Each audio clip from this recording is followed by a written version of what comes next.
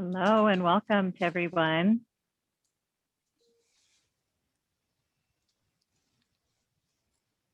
Thank you for joining us.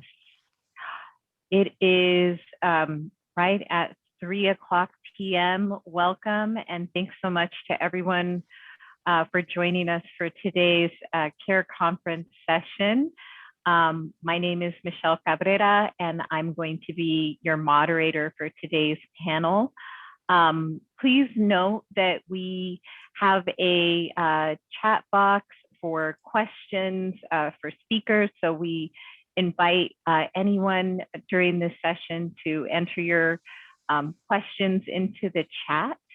And then participants are also going to be invited to participate through polls potentially during the session. And we definitely encourage use of the emoticons on Zoom, thumbs up, hearts, clapping to show your support for our presenters and panel today.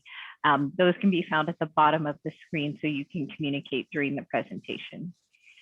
Please note that everyone's microphones have been turned off except for our panelists, and that today's session is being recorded.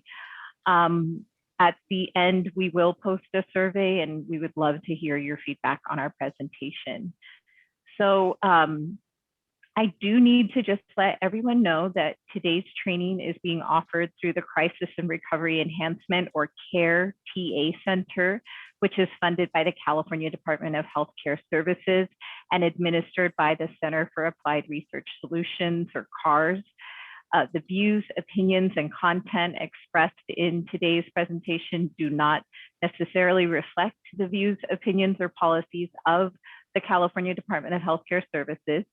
In case any security issues may occur, this session will immediately end and will not resume. Fortunately, or hopefully that's not going to happen. And a separate email will be sent to participants with further instructions in the event that does occur.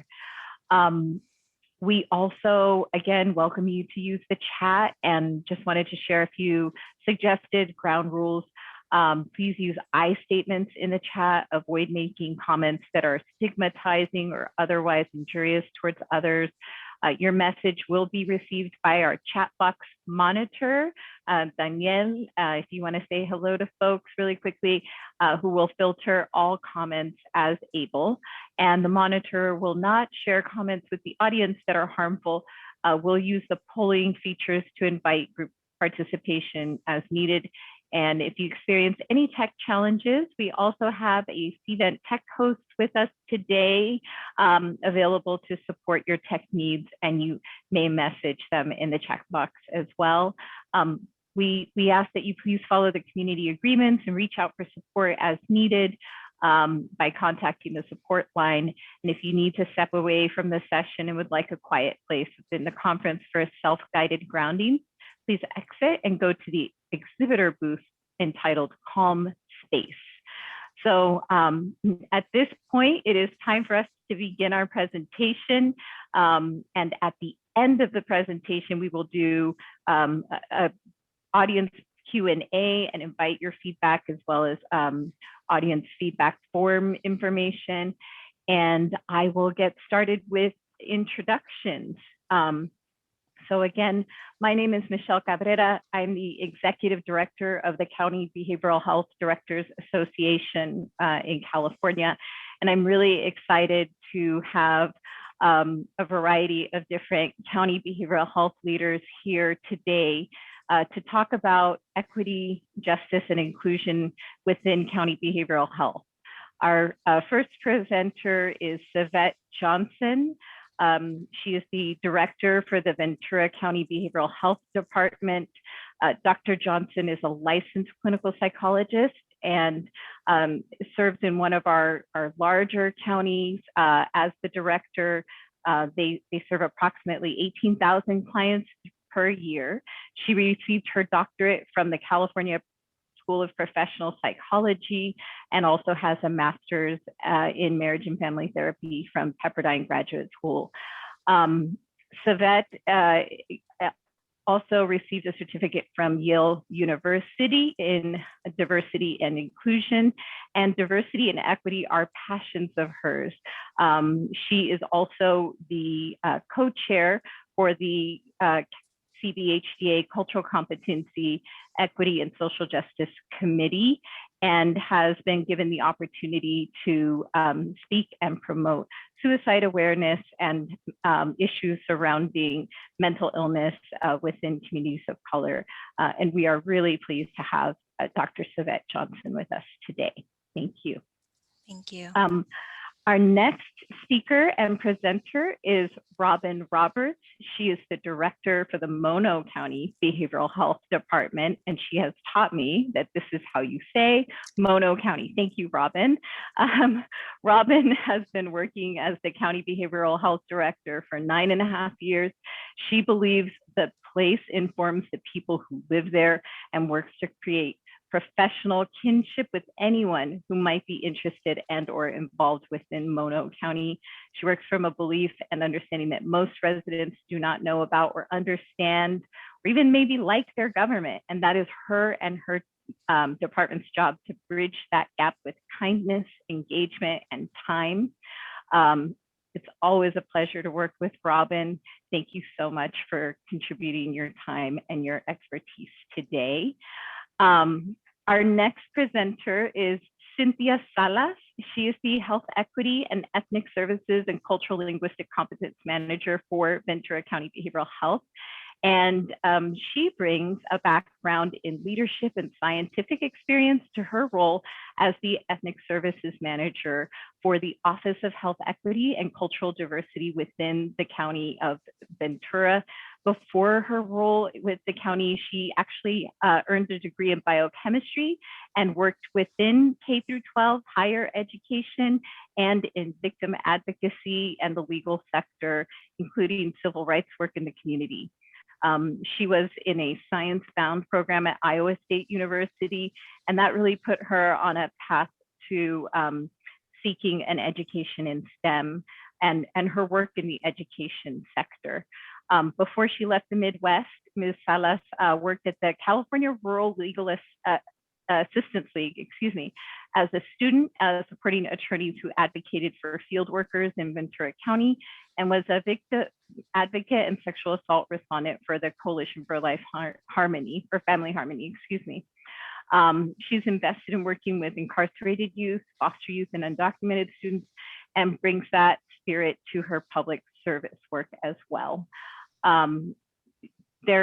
Cynthia's got a ton more experience working within the community, and we're just so pleased to have her with us today and bring all of that expertise. Thank you, Cynthia. And then last but not least, we have Maria Lorente Foresti. Dr. Lorente Foresti is the director for the San Mateo County Behavioral Health Department, and she works in the Office of Diversity and Equity there. Over the last 20 years, she's started 2 successful behavioral health sites, working with to provide culturally informed treatment and decrease health disparities and honor the differences in our communities. Some of those highlights include implementing their spirituality policy, streamlining the Parent Project program, and creating a health ambassador program and a stop bullying program in their health equity initiatives. She's also the co-chair of the Native and Indigenous Peoples Initiative and has been recognized for her work in training students with a focus on diversity and inclusion. Currently in her clinical work, Dr. Lorente Foresti leads the department in deepening its efforts to develop culturally responsive and inclusive systems in support of the behavioral health and recovery needs of the residents of San Mateo County, and leads this work with a foundation of cultural humility and inclusion in partnership with their diverse community stakeholders. So welcome. And welcome to all of our guests. I'm going to start our panel discussion off today with a question about, and I'm hoping each one of you can address this. And we'll start with maybe the order in which I read your bios, but if you can speak to your county's overall approach to equity including your organizational philosophy around diversity, equity, and inclusion. Really hoping to understand better, how does your county integrate equity work throughout your services? So I'll start. Thank you, Michelle, for the question. Thank you. It's a pleasure to be here. I think first off, we have to look at, I'm always talking about sustainability and equity and providing equitable services. Sustainability has to be the key aspect of what we're trying to achieve. So in doing that, we have to look back a little bit, right? And look at what are the policies and procedures that are in place and have been in place that are internally racist. We need to look at why are we doing some of the things that we're doing? Because it's so easy to have policies that disenfranchise a group of people or disqualify a group of people from being eligible for services and not really think about it, right? Because this is how it's always been. So I can say one of the things that we used to have in Ventura, it was a policy that if someone no-showed, meaning they did not show up for an appointment 3 times in a row, then they were discharged. They were clinically discharged from services, meaning their case was closed and they would have to go through the referral and assessment process and a clinic assignment before they can go to services again. So that's something that, at face value, people would say, well, if they don't want services, if someone doesn't want services, then yes, we're going to discharge because we only have a limited number of resources. And yes, great justification. However, when we're talking about populations that are historically marginalized, we have to look at all the barriers and challenges that are in place that might make it difficult for someone to show up at that place and time. How many buses do they have to take? How much time does that take? Are they having to take off of work in order to bring their child to services or to present for services? Could that present a real life challenge for them where they're not able to sacrifice missing time from work to come to services? We are an agricultural county, right? So we have a great deal of farm workers. Well, people may work, 7 to 6, almost 7 at night. So if appointments are mostly available in the daytime hours, like 8 to 5, and someone's not offered something after 6 o'clock, how easily accessible are those services? And so it's really looking at what policies are in place and what barriers or challenges do they create that could inhibit folks from being able to get services. And really, not just folks, you want to really target it to what are the populations in your county? Who are the people in your county that because we have to report to the state this data, our target populations where our Medi-Cal beneficiaries are residing, densely populated, what what does that population need? And so it's really looking at policies and procedures through an equity lens. So something we've done when Ms. Salas joined behavioral health, she was very adamant. It was a secret wish of mine, but she was extremely adamant about being on the policies and procedures committee and seeing every single policy for the department and being able to review it and signing off on it so that there's someone in the room who is just laser focused on how equitable is this to all the populations that we're serving. And as she's meeting with communities, as she's meeting with different stakeholders, being able to bring that feedback back to the group to say, yeah, this policy makes sense, but it's interesting. I've heard from this community group these challenges, and so I'm wondering what can we tweak here. So I think that's really important. Another one that I think is foundational is really ensuring diversity and leadership. It's one thing people think like, oh, yes, I have, a diverse workforce and we have bilingual capabilities of 50%. And that's great to have a workforce that's diverse and you want your workforce to look like the community you're serving. But it's equally important to have people who are decision makers at the table who are able to influence the type of services that are provided, are able to engage your community, and are able to say, no, this is what our community needs. And they need to have that power. They need to be elevated.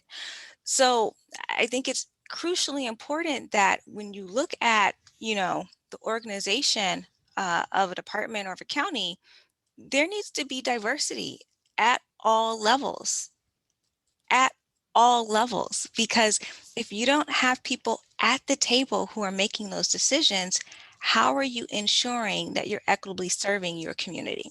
So I would start with those two. One more thing, contracting. Contracting is a huge one.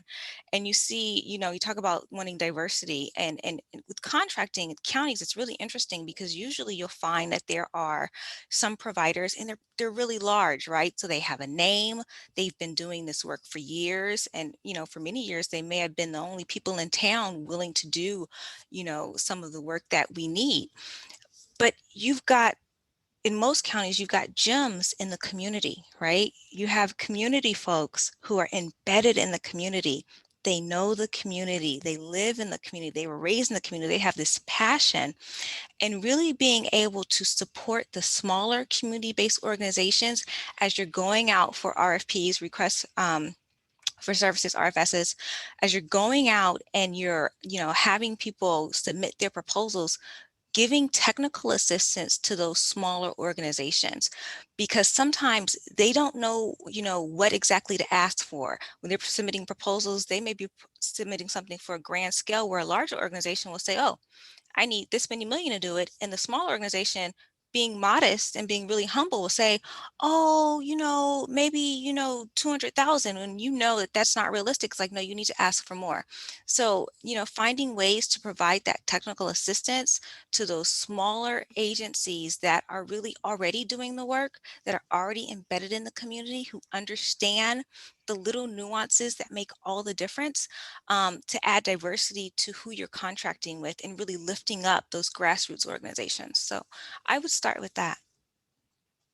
That's a really excellent, comprehensive list. And maybe I'll just turn to Cynthia, since you're a member of the team in Ventura County, to see if there's anything you wanted to add on to the Ventura County approach. Absolutely. Thank you. Thank you, Michelle. Many of the things Dr. Johnson already touched on, but I have to reiterate and repeat that it starts at the top. It starts with the commitment of leadership and making sure that the leadership is as reflective of the community as is the workforce that serves the community.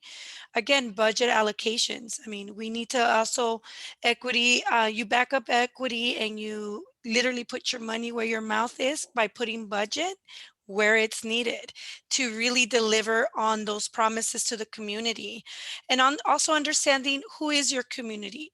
Sometimes the census gives us information based on what they were able to collect, but really practicing equity and understanding how services should be rendered and delivered and what barriers might exist requires actually physically being out in the community.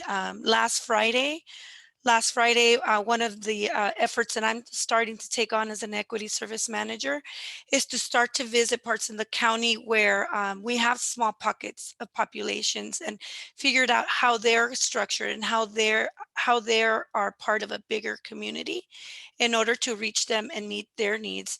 Um, Also bringing them to the table and allowing them the opportunity to also give feedback and provide input in everything that we're doing, just like Dr. Johnson mentioned, that we have policies and procedures, ideas, proposals, things of that nature require community input, because we can sit in a fishbowl and have the greatest of ideas and intentions, but they might not fit into what the community needs. And more importantly, also distribution of responsibilities, powers, and resources, not just among our community, but also our community partners. That also comes with our sibling agency brothers and sisters that provide also equally as important services to the community, as well as our other municipal agencies such as police departments, schools, and faith-based organizations, bringing everyone to the table, but also not just taking on the responsibility as an agency, but equally distributing the responsibilities as well as the resources and the accountability of what is needed from them to us and vice versa. For me, that would be in a synopsis what one form of what equity would look like in our county, and of course, infusing and embedding everything with equity, cultural competence, linguistic competence, and have the workforce behind that to support that as well. Thank you for that. I'm going to hand it over now to Robin Roberts, our Mono County Director, for your perspective on how you're working to integrate equity throughout your services. I want to start, I'm so impressed by my colleagues. I thank you for the work you're doing and how well you articulate what you're doing. So I live in Mono County, and if you've not been there, it is a county where you have to work pretty hard and travel far to be around people. I'm currently on a bit of a road trip, and I've been in San Bernardino, Orange, LA, Ventura, and now Santa Barbara County, where you have to work really hard to not be around people. And it's helped me understand a little bit about, I think, what Mono County does well, in part because we're so small and everything can feel very personal.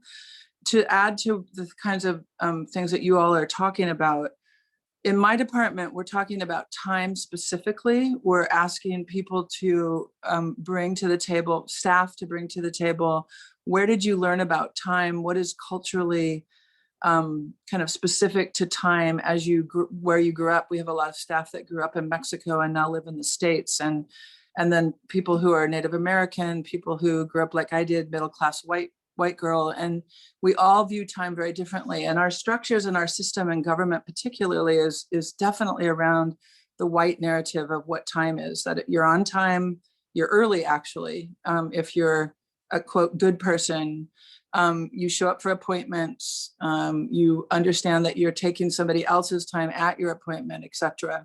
And so if you have systems that are set up around time that don't honor that, people like Savette was saying, have different ideas about time, but also have different circumstances, then what you do is you end up making barriers for people. You might not even know you're doing that. I was in an audit all day today on the phone with the state on a different system than this one. But regardless, I'm very much trying to figure out, how do we do grassroots work? How do we take the information and the expertise of the people who are doing the work, the ethics services managers and staff and our stakeholders, and then reach out to our communities in the way that makes sense to them from a government agency. And just to stick with time for a moment, one of the things we've had to do in Mono County to make that work is not just work 8 to 5. Like, we've had to find ways to be available on weekends and in the evenings. And for some counties, that might not be that big of a deal, but for Mono County and the union and everything, that became something where we just worked very hard to be as flexible as possible for staff so that we could really actually serve the people that we want to serve. And I think that for people in mental health systems, it's the difference between who we're required to serve and who we want to serve. And you have to bridge those two things, because we end up with checklists. You know, and when I first came to Mono County, I was told that we had to serve outlying areas. I was told that there's a certain area in Mono County where no one would show up. And I learned that the reason was that they would send out a poster on county letterhead, so looked very governmental, on a Tuesday afternoon at 2, and nobody would show up. But then we could check off on our list that we went to that community, and they must not want us because nobody came. And so we decided to do it on a Saturday. We had, in this community, had 50 people show up, which is tremendous because it only has like 75 people there. And so it's just, I continually learn from our constituents, where they will tell you what they need. And it's just our job, I think, to listen. It may not be that we can say yes to everything, but I do think that we have to really understand that if a group of people say to you, we would love to have something in our community on a Saturday, let's say, or after church on a Sunday. And if our first answer is we can't do that, we only work 8 to 5, then we've already not created a system of equity. And so I really ask that all of you that are involved in this work find ways. For those of you that have ever worked for nonprofits or at the grassroots level, you will know that you just go to where the work needs to be done. And because we're informed by our stakeholders and we are paid by tax dollars, I feel strongly that as governmental agencies, we must do that as well. Thank you. I'm really gonna take away that quote about who you're required to serve versus who you want to serve. That's a really powerful concept. We're going to move to last but not least, Dr. Lorente Foresti.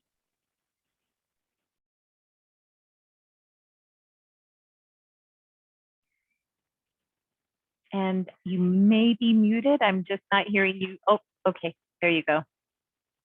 We need tech support help maybe to She get can't you unmute off herself, perhaps. She's There not you able go. to. Okay, there we go. Woo! I'm so sorry.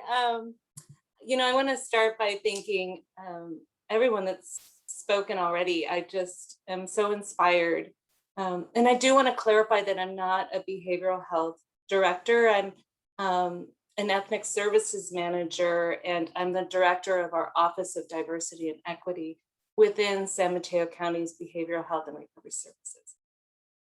What I was going to really just share was our structures that we have in place to keep the work moving forward and engage all of our behavioral health workforce. And actually that has extended itself to other health divisions in our larger county efforts. So the San Mateo County Office of Diversity and Equity works to deepen our efforts to develop culturally responsive and inclusive systems in support of the behavioral health needs of the diverse community within San Mateo County.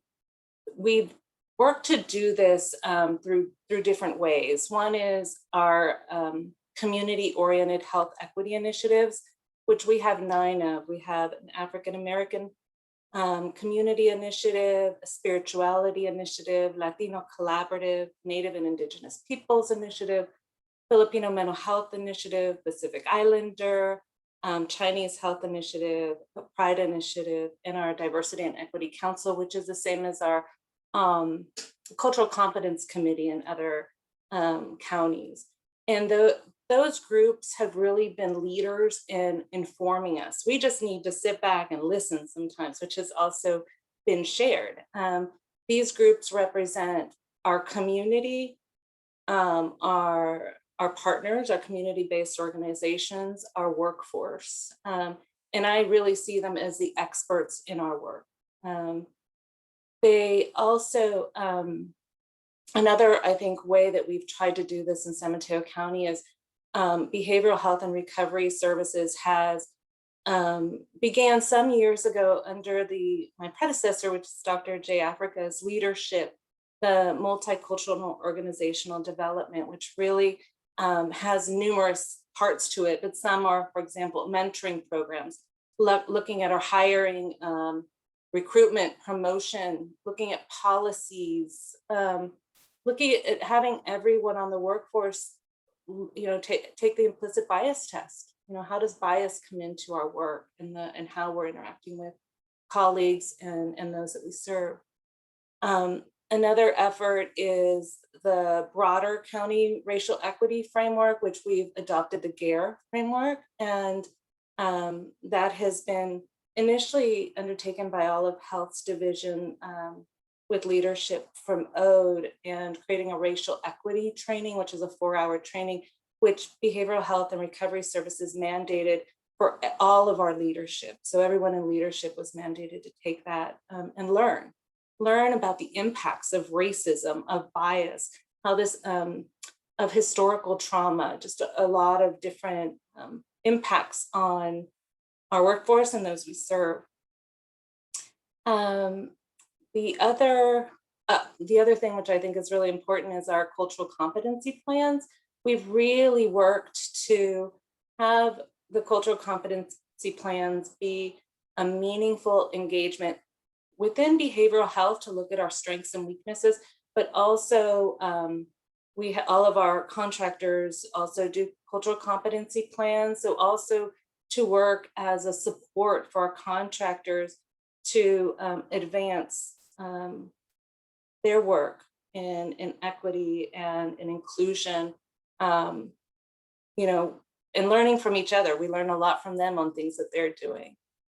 And then the last is in 2017, the office underwent it was a strategic plan of looking and seeing what is really the best pathways and framework for us to work under, which will inform all of our work. So with its theory of change model, 4 pathways were really uncovered. And that was again by stakeholders, which included community, CBOs, workforce, just different individuals whose voice is important to have in the process. And the 4 pathways that developed were one of workforce development and transformation. So really looking at workforce and service provisions in transforming and prioritizing cultural humility, inclusion, and equitable care. The second was community empowerment, which is really a deliberate opportunities existing for individuals with lived experience, families, and community members to engage in decisions that impact their lives. And some of those can be examples of our mental health first aid trainings, our parent project courses. We have a menu of courses that are really meant to empower and inform just everyone in the community, really. And then the third was strategic partnerships. So really building meaningful partnerships in the community and having those exist to maximize the reach and the impact on equitable behavioral health outcomes. And again, an example of that is our health equity initiatives that I mentioned earlier, and also our health ambassador program, which are partnerships which I can say that during COVID were invaluable in helping us to really protect and assist our most marginalized and impacted communities during the last year and a half. And then the last is, which was mentioned before, is policy and system change. So that we're really influencing organizational level policies and institutional change across San Mateo County agencies to positively impact health equities. And again, that's with an equity lens. So we really try to use that framework to inform everything we do. And so that's just what I wanted to share. Thank you so much. And there certainly were some cross-cutting themes in what all of you described, from really listening to community, also sort of stretching beyond the sort of traditional role or place of government and trying to change how folks practice government, right? How you do your business, and heard a lot of different approaches for how to do that. But at the center of everything sounds like, you know, each one of your counties is working to really center equity. And your comments, Maria, about the pandemic are a really good segue into my next question. We'll start with Robin this time, perhaps. You know, the pandemic and the intensified focus on racial justice over the last year throughout our country, but also throughout the world, have really impacted how everyone thinks about behavioral health and absolutely the delivery of behavioral health services. And I was hoping you could share a bit about how that's impacted your work in Mono County, Robin. Sure. Yeah, sure. To start with, again, about Mono County, you know, we're in California, but we're also very remote. And you'd think that we're not really a part of California in a way. We can be, I think we're very, very rural and remote. We're what's called a frontier county. All that to just say that we have all the issues and problems and opportunities that anybody has because we're people, and we work for the government through Mono County. The way in which COVID, Mono County has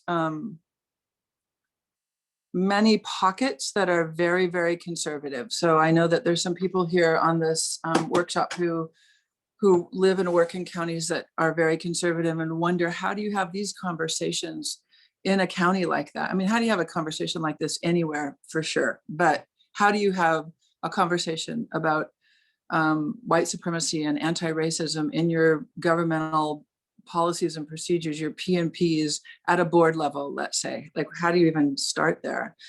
And I would say that, at least for me, again, going back to the grassroots, is my community will tell me what they need. Again, that doesn't mean that a behavioral health department can meet all those needs. Certainly we cannot. However, I believe strongly that our job is to show up for that conversation, and have it. And that means, I think what we're saying now is, we have a lot of uncomfortable conversations or whatever. And it doesn't mean that I always lead, perhaps, with talking about white supremacy to people who are flying a Confederate flag. That wouldn't necessarily create a political environment for me to be able to continue to serve the same people that we're talking about. But I can talk about connection. I can talk about, how are you doing? How's your family doing? I heard that your restaurant had to close for a period of time. Are you guys okay economically? Like, there's many, many, many, many ways that we can talk to each other.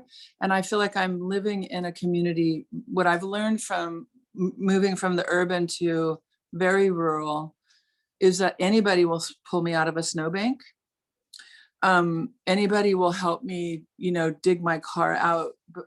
If we have a big snowstorm, let's say, it doesn't matter. Like, the politics, it's very interesting to me how the politics that we're seeing now, and the divisions that we're seeing now, that have always been there, but right now are very heightened, at least that people are more willing to talk about it.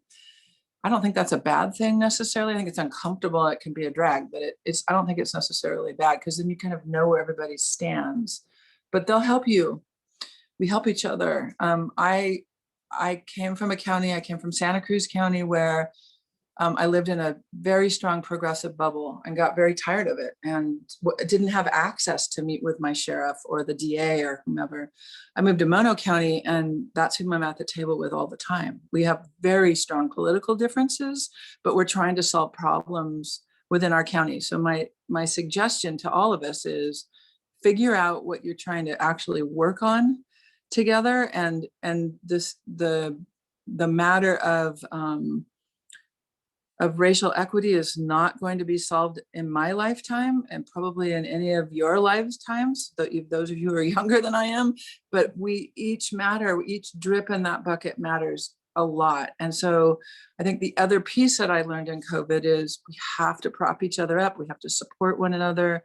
We have to talk to each other about how we're doing, how conversations went, not just in the way of like, oh, that person's really difficult, but more around, how do we, like, I tried to get the message into this room in this way, and it did not work. So come back with me. Let's re-look at this. Is there a different way to do it? Is there a different person to take that message into that room? Maybe I'm not the best person. Maybe one of my colleagues is. And build allyships in that way, so that you're never giving up on the message. You're never giving up on eroding the problems that we see, or the racism that we see, or the institutionalization of all of these issues that we see. We're never giving up on that, but we're also really supporting one another as we're trying to move that forward. That to me is vital and important. And I live in a community where I'm sometimes the only person who understands, like, who's bringing these kinds of topics to a table. And so I definitely have to rely on my folks, wherever they happen to be, to say, wow, can feel really hard sometimes, or it can feel like you have to have hope in this work all the time. And that can diminish for me. And I really rely on my colleagues and people that I'm working with to say, help me find the hope in this conversation, because we have to keep coming back to the table in some fashion. I would say that's where I'm going to start with Mono County. Thank you. And I am trying to be mindful of time. So I'm going to see if any of our other county partners want to jump in on sort of the impact of COVID before we move to our third and final question. I'm happy go ahead, to. Maria. Oh, go ahead, Maria. Oh, Cynthia. Okay. Sorry. like the pandemic in itself obviously brought to light what we already knew existed. But I think that the most challenging thing, at least from my perspective and my lens, was even after we saw that, we realized and we came to the conclusion that there were people that were really impacted by the pandemic. This undertone of racism towards our essential workers and what they were entitled to and what they were not entitled to, while they were putting food on our table, while they were taking care of other items that those of us are in our different position of privilege to not have to be doing that type of work we're receiving, is that for us particularly, it allowed the ability to be innovative on how we connected with the families. You know, as an equity service manager at the beginning of the pandemic, I was boots on the ground. I was distributing food.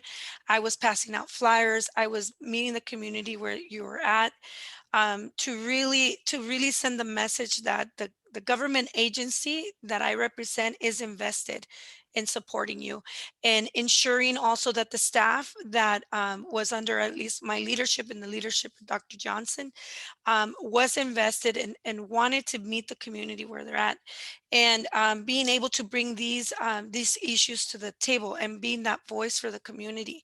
As it was mentioned earlier by Robin, sometimes those conversations about racism or anti-racism aren't easy.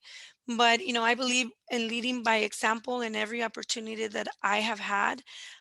Would bring the items up, but the importance also is bringing those conversations and leading with compassion, because many times we will have allies at the table that will not know how to lead. But I believe that when they see other people start to take that conversation and normalize it, it becomes a bit safer. It becomes a bit of an opportunity for them to come to you on a one-on-one and say, hey, I want to support, but I don't know how.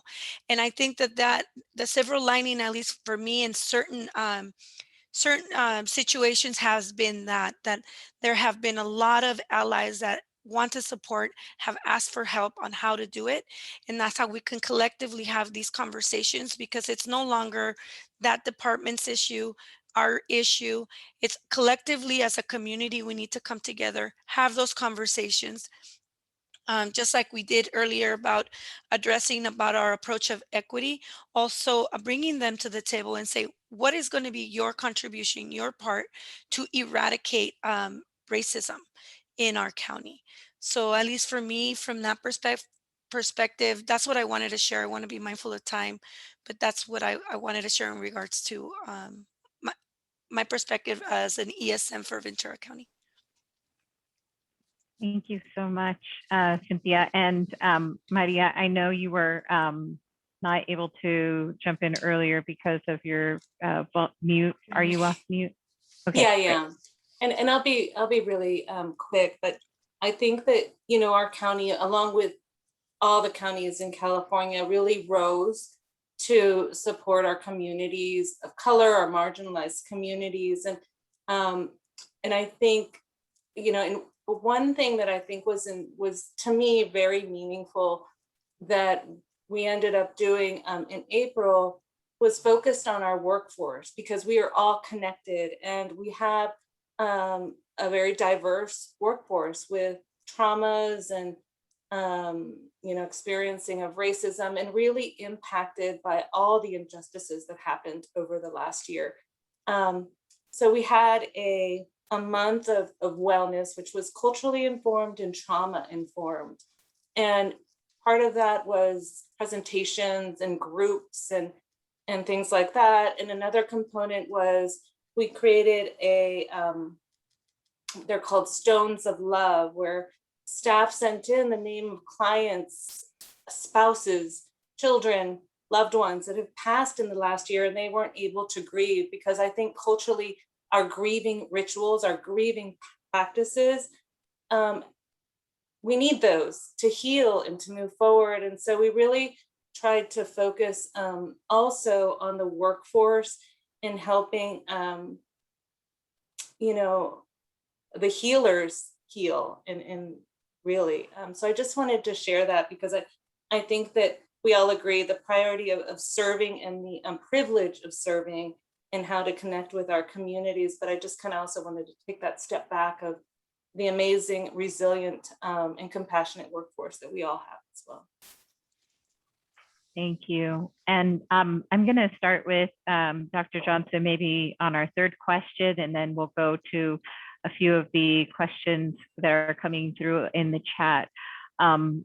As we sort of round the corner and start to come out of the sort of immediate crisis of the pandemic, how are you centering or doubling down on equity and the elimination of disparities, and sort of taking in some of these experiences and lessons learned over the course of the last year?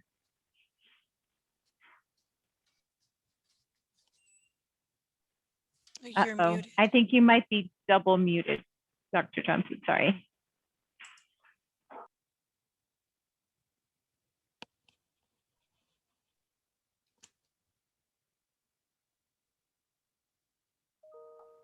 Sorry, if we could maybe have tech support help us out. We were hearing you earlier, but now you appear to be caught off.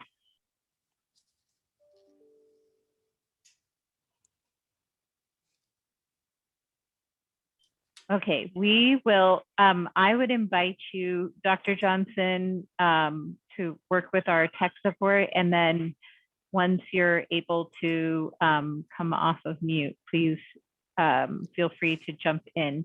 In the meantime, I'm going to just go to the question that we have in the chat. One of our participants would like to hear more about how counties are overcoming the bureaucracy and the politics that often keep the folks that you're trying to serve from lifting up their voices and being those agents of change, and sort of fears of getting pushed out. Who would like to address that one? I'm happy to address that one. I think largely it's, again, coming back to what kind of relationships you have with the community, and having the community be the speaking piece for what they need, because we can come in and share, we need A, B, and C, and they might be looked at, okay, this is a discussion, you're coming and bringing information based on your expertise, your ideas, based on what you ideally would like to see. But it is more powerful to bring that from the community. The community brings their concerns to the table at different levels of leadership. And as we were talking about this earlier in regards to engaging the community and distributing responsibility and power, when we are creating policies and procedures, this is where we also bring in the community to speak to that, and also remove systems. Like, I think the pandemic has allowed the opportunity for many of us to work in unison, out of the silos that sometimes we create because of the bureaucratic processes that exist. For example, in the Office of Health Equity, I have a program called Logrando Bienestar, Achieving Wellbeing, and it's an outreach and engagement program. And given some of the initiatives that we've been promoting, given the pandemic and how we want to reach the community, I have been able to work synergically with different programs within our county. I work with our Farmers Resource Program. I've connected with law enforcement agencies as well as the district attorney's office. I've connected with human services agencies to make sure that families understand how to have access to Medi-Cal and CalFresh, and bringing them to the spaces that I'm in. We work very closely with the schools. So when we start to look at how we are centering down or eliminating these types of disparities, it takes everyone. But we have to start by those policies. We have to start with the bureaucratic process, but the voice has to come from the community, because And that's the reality. As someone who is very involved in my community, when I'm not wearing my equity service manager hat, Mhm. I do civil work in the community. It is the voice of the community that we bring to the table. Even as a civil rights organization, we seek our direction from them to lead in the efforts that are needed. So uh, what I want to share based on your question is it starts with the community and shifting that power to them. So our leaders at the higher level, board of supervisors, directors at different levels in our agencies, understand that our asks are not our own, but they are from our community. Okay, can I jump Thank you, in, Cynthia. please? Yes, Yay, yay, I we can got talk. you. Thank you. So I want to agree with everything Cynthia just said. I think an important part, and she's saying it, but I just have to say it out loud, is engaging authentically with our community. One of my just pet peeves, is having this checklist where where it Yes. seems like it's just perfunctory, where people are doing this to be like, yep, met with that group, met with that group, met with that group, but they're not listening, they're not hearing, they're not really there and present in that moment. And community can feel that. And so when we hear people say, well, our community doesn't want to engage with us, our community, it's like, okay, so let's dive into that, right? Why is that? Because my experience has been that community is very vocal and they have lots of amazing ideas and feedback and resources to share. And we just get better infusing and really threading that into our system of services. But if we're doing it in a way to just be condescending and be like, yeah, we did this, but you don't understand this or you're not aware of this, that's offensive and that turns people off and they're not going to come back. So I think that's, very important. We have groups called disparity reduction committees, right? And so we have it at the behavioral health level, we have a diversity, equity, inclusion at the healthcare agency level and at the county level. And you have these different layers and venues to hear from community and not to just hear, like with our disparities reduction committee in behavioral health. I brought the strategic plan. We're in the process of building a strategic plan.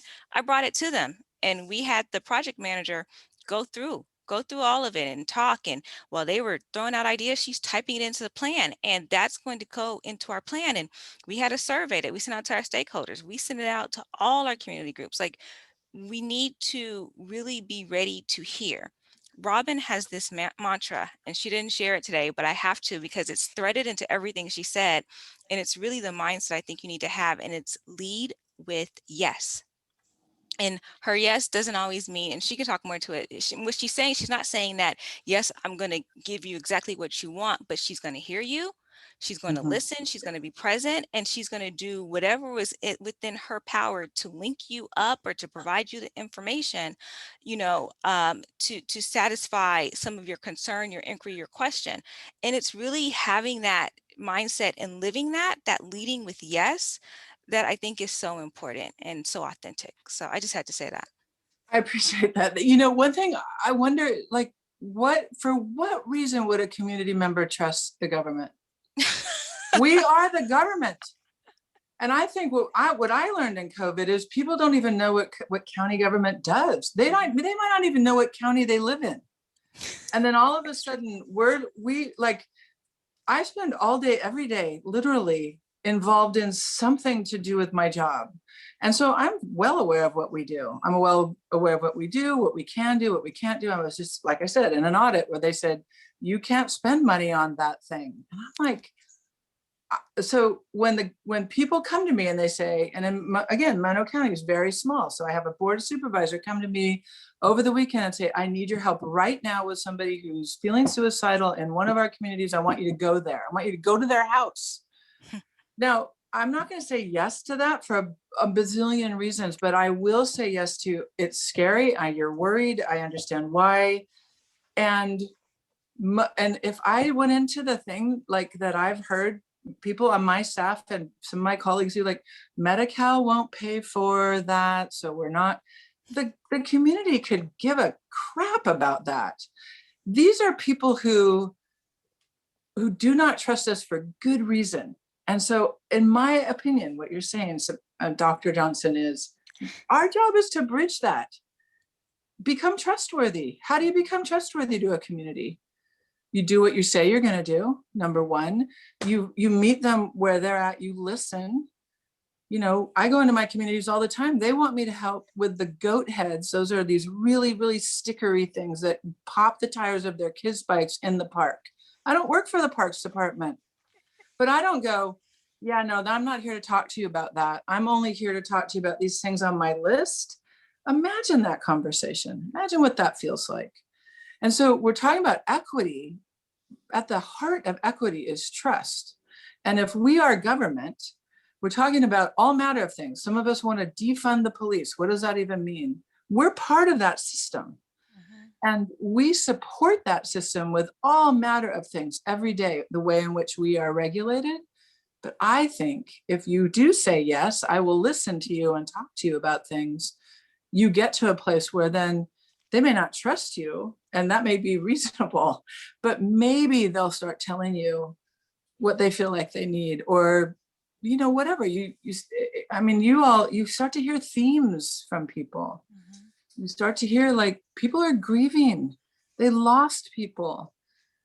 We've decided that some people are dispensable. We're still deciding that.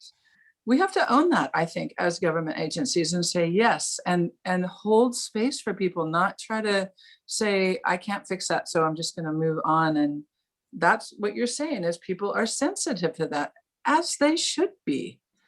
So all of us can stand, I think, to change that in our systems. And we do have checklists. And my community tells me very clearly, I'm not here for you to check off that you've met with Native Americans. I know that's why you're here. They tell me this every year.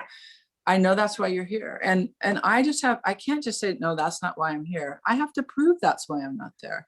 So I have to do all the things that you do in any relationship to prove that you're not there just for yourself.